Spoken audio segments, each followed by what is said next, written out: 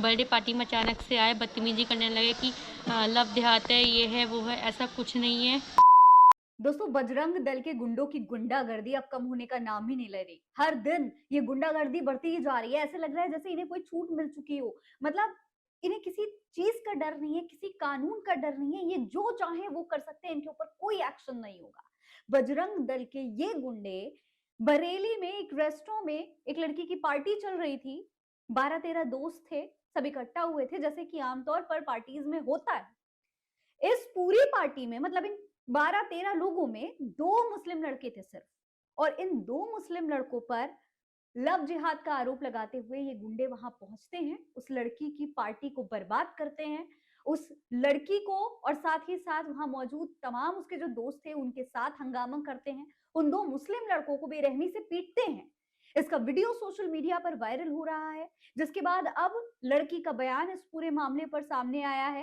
हैरानी की बात तो यह है कि अब बजरंग दल ने भी अपने इन कार्यकर्ताओं की हरकत से पल्ला झाड़ना शुरू कर दिया है।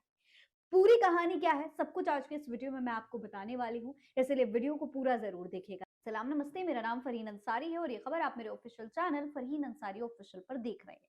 दोस्तों, अभी कुछ दिन पहले की एक खबर है, सोशल मीडिया पर वीडियो वायरल हुई थी जिसमें कुछ भगवाधारी गले में भगवा गमछा डाले हुए ये लड़के जो हैं, लड़के क्या गुंडे कहिए इन्हें, क्योंकि ये गुंडागर्दी करने वहां पर आए हुए थे।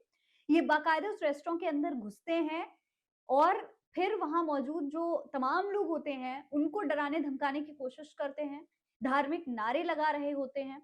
इसी बीच यहाँ पर ये जो लड़की है वो अपने तमाम दोस्तों के साथ बैठी हुई अपना बर्थडे सेलिब्रेट कर रही थी।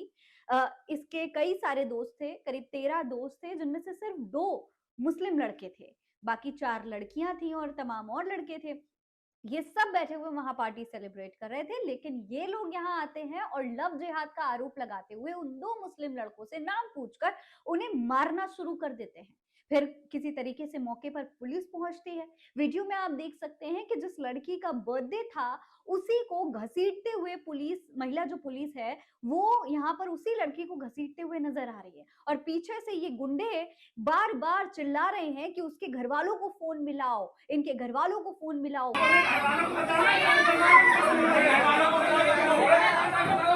इनकी फैमिली को बुलाओ, फैमिली को। इनको खुली छूट मिली हुई है कि ये कुछ भी कर सकते हैं। कोई कहीं बर्थडे सेलिब्रेट कर रहा है, कोई कहीं घूमने जा रहा है, कोई किसी से बात कर रहा है, तो इन्हें इतनी छूट मिली हुई है कि ये किसी को भी प्रताड़ित कर सकते हैं। क्रिसमस हो तो किसी के चर्च के बाहर जाके हंगामा कर दो। बरेली का ही कुछ दिन पहले वीडियो आया था, क्रिसमस के समय किस तरीके से चर्च के बाहर हनुमान चालीसा पढ़ी जा रही थी। दूसरों के त्योहार को खराब करो, दूसरों को परेशान करो, ये इनका मोटो बन चुका है दोस्तों। अब इस पूरे मामले पर पुलिस का बयान सामने आया है। पुलिस पर दोनों मुस्लिम छात्रों को हिरासत में लेने का भी मामला सामने आया था। हालांकि बाद में ये बात साफ हुई कि पुलिस पीड़ितों को लेकर थाने गई थी और वहां पर पूछताछ के बाद उन्हें वापस भेज दिया गया था। रविवार को पुलिस ने हमला करने के आरोप में दीपक पाठक और ऋषभ ठाकुर के खिलाफ नामजद और 25 अज्ञात पर केस दर्ज किया था। कल दिनांक 27 दिसंबर 2025 को थाना प्रेम नगर स्थित एक रेस्टोरेंट में मारपीट की सूचना प्राप्त हुई। इस सूचना पर तत्काल पुलिस की टीम मौके पर पहुंची तथा वहां शांति व्यवस्था बनाई गई। इसी प्रकरण में आज थाना प्रेम नगर पर एक तहरीर उपलब्ध कराई गई। तहरीर पर थाना हाजा पर मुकदमा अपराध संख्या 532/25 बीएनएस की धारा 333, 115(2), 352, 351(3), 324(4), 131 तथा 191(2) में 2 नामजद तथा अन्य अज्ञात लोगों के विरुद्ध पंजीकृत कराई गई है तथा इस संबंध में थाना स्तर पर आवश्यक वैधानिक कार्रवाई प्रचलित है। इसी के अलावा छात्रा का भी बयान सामने आया है, जो मतलब नर्सिंग स्टूडेंट है जिसका बर्थडे था, उसका भी बयान सामने आया। उसने कहा कि मैं अपने 12-13 दोस्तों के साथ बर्थडे पार्टी करने रेस्टोरेंट गई थी। इसी दौरान हमारी पार्टी के बीच में कुछ लोग घुसे और आते ही मारपीट करने लगे। हम लोगों में से कई को काफी खून बहने लगा। उन्होंने मेरे साथ भी बदतमीजी की, मेरा मोबाइल फोन छीनने की कोशिश की गई। पीड़ित छात्रा ने कहा कि घटना के कुछ देर बाद पुलिस मौके पर पहुंची और मुझे सुरक्षित बाहर निकाला गया। इसके बाद पुलिस मुझे और मेरे दोस्तों दोस्तों को अपने साथ ले गई। पीड़िता ने आगे ये भी कहा कि मुझसे पूछताछ की गई, मैंने पुलिस को साफ बताया कि हंगामा करने वाले लोग लव जिहाद का आरोप लगा रहे थे, ऐसा कुछ भी नहीं था। छात्रा ने कहा कि हमारे साथ हिंदू मुस्लिम दोनों दोस्त थे, अधिक संख्या में हिंदू दोस्त थे, केवल 2 ही मुस्लिम दोस्त थे। आरोपियों ने मेरे साथियों की बेरहमी से पिटाई की, उनके हाथ पैर तक तोड़ दिए गए, ये बेहद शर्मनाक है।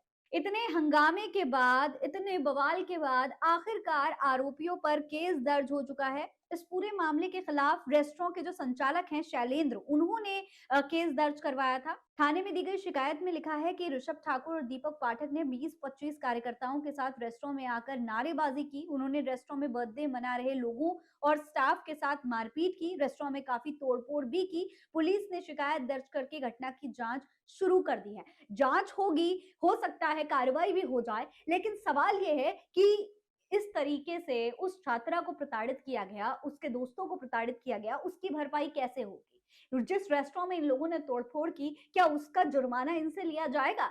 आखिर इनके अंदर इतनी हिम्मत आ कैसे रही है? आखिर इनको इतनी छूट मिल कैसे गई? ये सबसे बड़ा सवाल है। हालांकि अब बजरंग दल ने भी अपना हाथ पीछे खींच लिया है। बजरंग दल के बरेली महानगर संयोजक केवलानंद गौड़ का पूरे मामले में बयान सामने आया। उन्होंने कहा कि हमारे कार्यकर्ता ऋषभ ठाकुर को पहले ही बजरंग दल के सभी दायित्वों से 14 तारीख को ही मुक्त किया जा चुका है। ऐसे में अगर उनके स्तर पर किसी प्रकार का विवाद खड़ा किया जाता है, तो इसका बजरंग दल से कोई मतलब नहीं है, कोई लेना देना ही नहीं है। मतलब बजरंग दल पूरी तरीके से पल्ला झाड़ चुका है। उन्होंने ये भी कहा कि जो व्यक्ति संगठन के नियमों के तहत नहीं चलता है, उसे पद पर रहने का कोई अधिकार नहीं है। आने वाले समय में अगर वो किसी भी घटना या वाद विवाद में लिप्त पाया जाता है, तो संगठन उसके खिलाफ जिम्मेदार नहीं होगा। यानी कि पूरी तरीके से पल्ला झाड़ लो। जब मामला सामने आया है, जब दोषी ठहराए जाओ, तो पल्ला झाड़ लो। ऐसा कोई पहला मामला नहीं है। हर दिन ऐसे बजरंग दल के कार्यकर्ताओं की गुंडागर्दी सामने आती है। हर बार क्या बजरंग दल इसी तरीके से पल्ला झाड़ लेगा जिम्मेदारियों से?